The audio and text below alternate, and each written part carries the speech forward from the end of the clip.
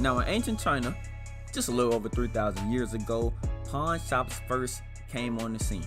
But today, there are more than 12,000 pawn shops that's operating in the United States of America. Now the gold and silver pawn that's located in Las Vegas, as well as being good for its scenery for the reality television show Pawn Stars, is also considered one of the most popular pawn shops in the world. Pawn Stars debuted in 2009 and it follows the daily activities of owner Rick Harrison along with his family, filming both interactive conflicts and interactions with customers as they run their well-known shop.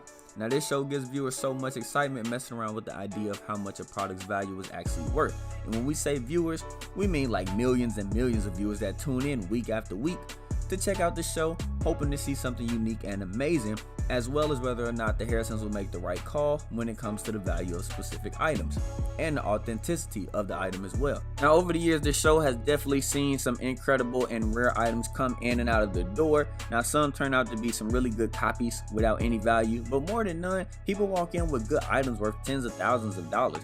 Items can range from guitars, cars, silver, jewelry, coins, autographs, and all of that good stuff, but we're only going to point out a few of the most ridiculous Pawn Star deals in today's video. But before we get into it, make sure to like the video if you enjoy Pawn Stars and subscribe for future content just like this.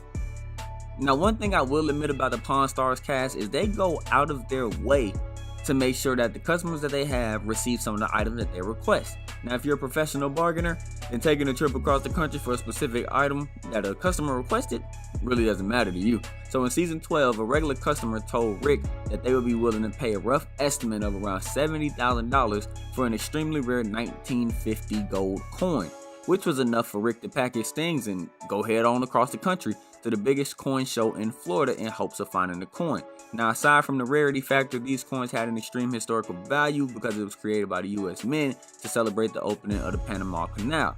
Rick managed to track down 2 of the coins at the auction and eventually managed to convince the seller to drop the price down to $67,500. Now that probably doesn't seem like too much of a deal, but he did manage to make his customer very happy.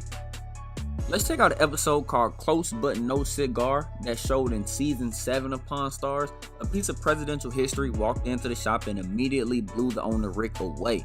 That came as no surprise since the piece had belonged to one of America's most respected and loved former presidents, President John F. Kennedy. So even with it just being a cigar box that once sat on John F. Kennedy's desk in the Oval Office, it still had some pretty high value, especially to the people that admire JFK. So the box included some unsmoked cigars that had great value by themselves. The cigars were the same Cuban ones among the 1,200 that JFK had secured for himself just hours before signing the Cuban trade embargo in 1962. The seller knew that, and so did Rick. So both of the parties were very aware that the price would not be a lowball offer. Now the seller was asking for $95,000 for the box, but after very hard negotiations, Rick managed to get the price lowered to $60,000, which was actually a huge steal because another one of JFK's cigar boxes sold for over $500,000 back in the 90s. So Rick probably remembered that info and felt like he came up on a big steal. Now sticking around for some more season 7. Now season 7 was back in 2013 for y'all who did not know. Rick made a house call to check out the seller's 1932 Roadster Model B. That seemed to be in near perfect condition. Now the Model B was produced from 1932 to 1934 and was considered an updated version of the Model A. But Rick and his son realized how small the car was and that it was nowhere near a vehicle that they would drive for themselves, let alone purchase for themselves. It was the age of the car on top of its perfect condition though, plus only having 450 miles on the speedometer that grabbed Rick's initial interest. But it was only after Vegas car custom legend named Danny fell in love with it and it sparked Rick to make a deal.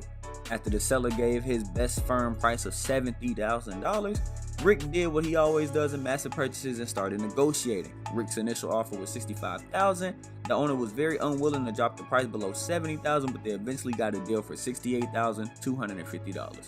And that's all we got for y'all in today's video. Hope y'all enjoy it. Like it up if you enjoy Pawn Stars, and we'll see y'all in the future.